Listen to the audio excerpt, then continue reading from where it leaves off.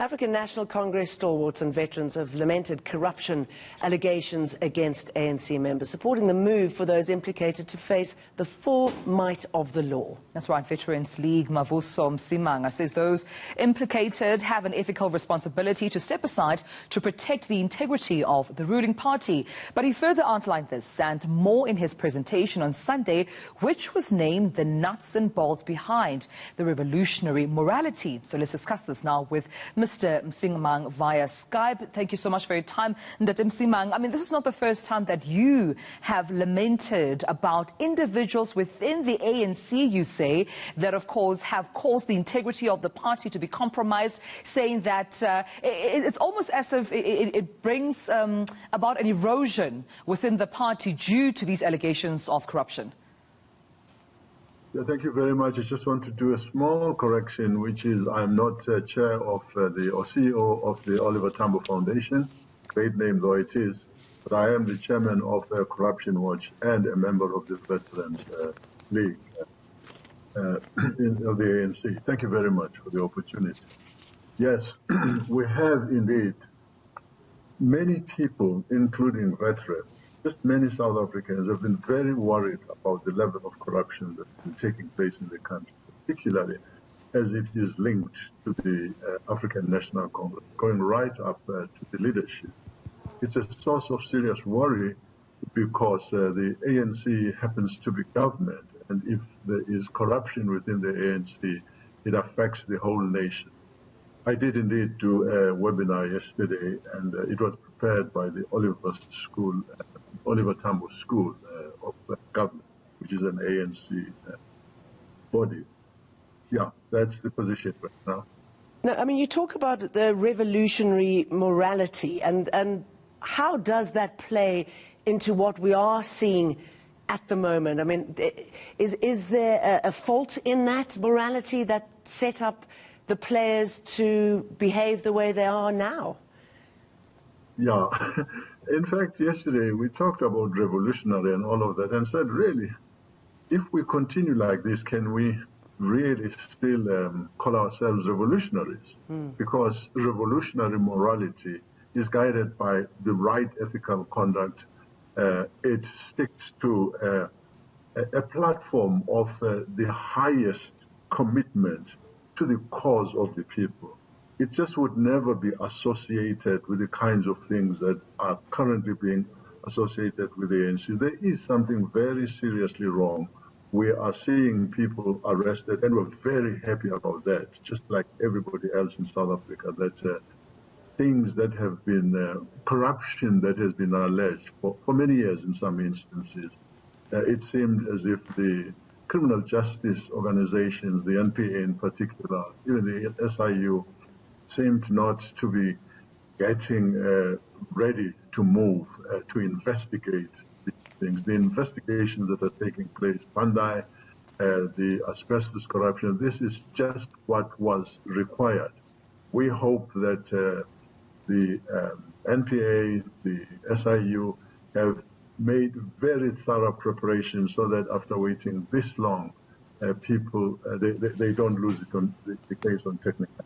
Mr. Msimang, this is a good step. Mr. Msimang, while then the NPA continues to conduct its work in terms of investigations and the arrests that we're seeing, what then is, or rather what then should be of the future of those members of the ANC that are implicated in corruption?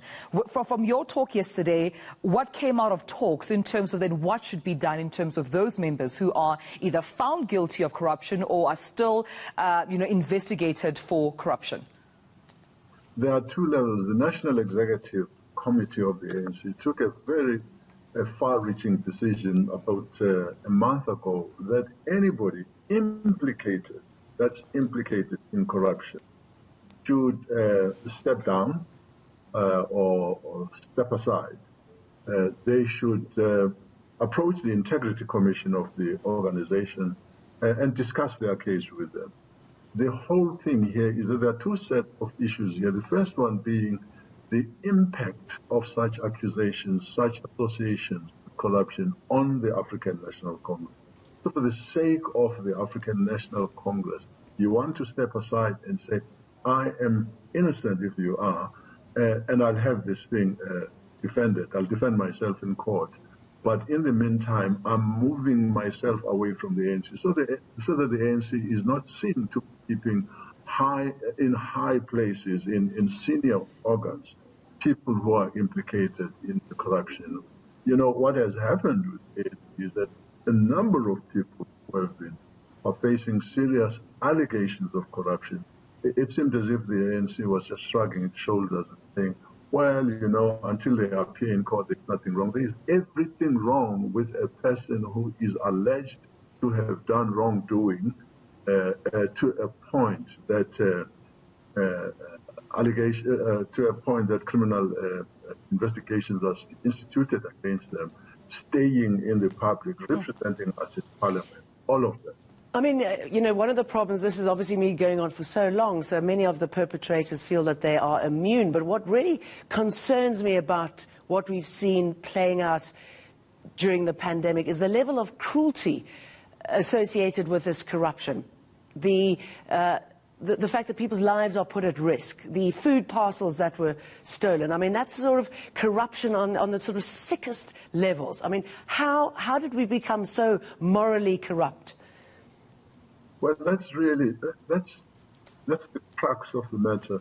Thing is, it was bad enough without this really, I don't even know how to describe the greed, the avarice of people at a time when there is a serious pandemic ravishing the nation, ravishing the economy, ravishing poor people's lives. And then people intervene and make use of their association with the ANC or those who issue tenders and stealing from them, and councillors at municipality level also, instead of distributing food parcels, actually giving it to their friends and whoever they choose. All of this shows an embarrassing degree of corruption, of insensitivity by an organization that really ought to be. Is it revolutionary? I mean, that was the thing that we were discussing. How can you be revolutionary and at the same time be so cruel to the people? Even without COVID, things that have been happening are just unimaginable. But the COVID thing kind of nailed it. Oh, that's where we'll leave it. Thank you so much, Mr. Mavuso Msimang, for joining us. An important conversation, because also it's a horrific message to the children of South Africa. Yeah. If you are able to take advantage of the poorest of the poor and get away with it time and time again. And I mean, this is the party that the majority has entrusted with those resources to be fairly distributed. And for this then to come back whereby jobs are not complete, money is looted, it is disappointing. It is disappointing. In so many revolutionary parties, this sort of level of corruption creeping in.